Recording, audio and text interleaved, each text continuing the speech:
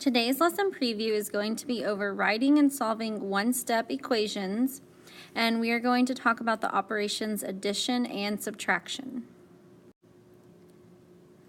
Over the last couple weeks, we have been working with expressions, and now we're going to be working with equations.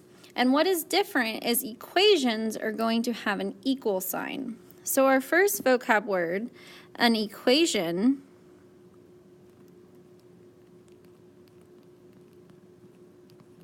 is a mathematical sentence with an equal sign.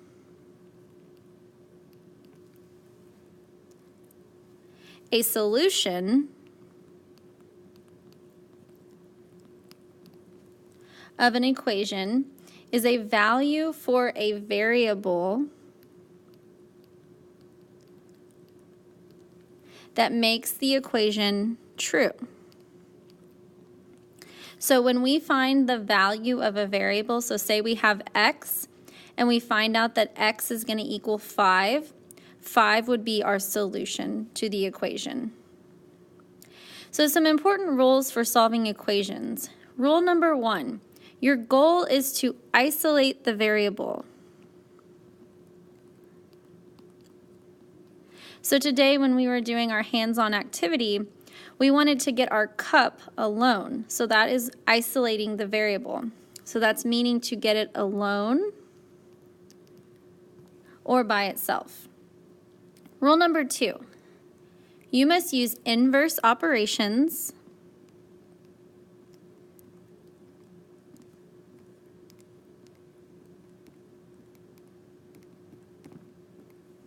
to isolate the variable on one side of the equation. Inverse means to do the opposite. Rule number 3, whatever you do to one side of the equation, you must do to the other side of the equation. So the inverse operation, remember that means the opposite of addition, is subtraction.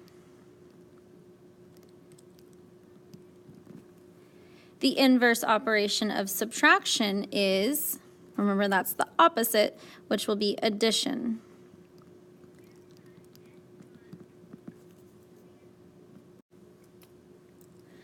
For our first example, we have the equation x plus 5 equals 12. Well, remember, we want to isolate the variable, which our variable is x, by doing the inverse operation. So I'm going to start by making a balance. So right where my equal sign is, I'm going to draw a line in between the two sides of my equation or my balance. And I'm going to look at the side with my variable, and I want it to be isolated or alone. So I'm going to do the inverse operation of plus 5. Well, we know the inverse operation is subtraction, so I'm going to minus 5. And I'm going to do it to both sides because it's like a balance. When you take 5 off of one side of a balance, you have to do the exact same thing to the other side or it will not stay balanced. Well, we know that 5 minus 5 would be 0, so the x is now alone. 12 minus 5 will give us 7. So our solution is 7. X equals 7. Now I'm going to check my work. So I'm going to substitute 7 in place of x. So now I have 7 plus 5 equals 12. 7 plus 5 is 12. So 12 equals 12. Check. Our solution is correct. For our next example, we have the equation x minus 17 equals 23. Okay, so I'm going to set up my little balance, and I'm going to look at the side that has the variable, which is x, and I notice minus 17. So the inverse operation to subtraction is addition, so I'm going to add 17, and then I'm going to do the same thing to the other side, add 17. Okay, so let's think about this. Negative 17. So if I was all the way at negative 17 on the number line and I added 17 more, that would put me at 0. So now x is alone and we're going to do 23 plus 17. 7 plus 3 is 10. 1 plus 2 is 3, plus 1 is 4. So we get 40. X equals 40. Now let's check our work. So I'm going to substitute. 40 minus 17 equals 23. Well, 40 take away 17 is 23, and 23 equals 23. So check, we are correct. All right, for our next example, we have the equation x plus 2 3/10 equals 9. So I'm going to make my balance. So I'm going to look at the side that has the variable, and the variable wants to be alone, so he no longer wants the plus 2 3/10 to be next to him. So I'm going to do the inverse operation, minus 2 3/10. Do it to both sides. Remember, what you do to one side, you do to the other side. 2 3/10 minus 2 3/10 will give us 0, isolating the variable. So now we need to do 9 minus 2 3/10, but remember, 9 does not have a decimal, so I'm going to add a decimal to the end of 9. And then I'm going to need to add a 0. So 0, take away 3, we're going to have to borrow. So 9 becomes 8, 0 becomes 10. 10 take away 3 is 7. Bring my decimal straight down. And 8 take away 2 is going to give me 6. So x equals 6 7/10. So let's go ahead and check. So I'm going to substitute. 6 7/10 plus 2 3/10 should equal 9. So I'm going to add. So I'm going to line up my decimals. 7 plus 3 is 10. Bring my decimal down. 6 plus 2 is 8, plus 1 is 9. 9 equals 9, so check, we are correct.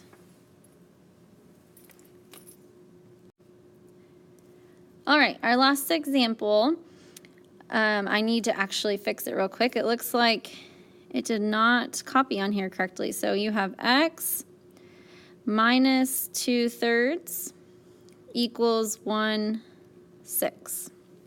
Okay, so I'm going to draw my little balance. And I want my variable x to be alone, so the minus 2/3 needs to go away. So I'm going to do the inverse operation.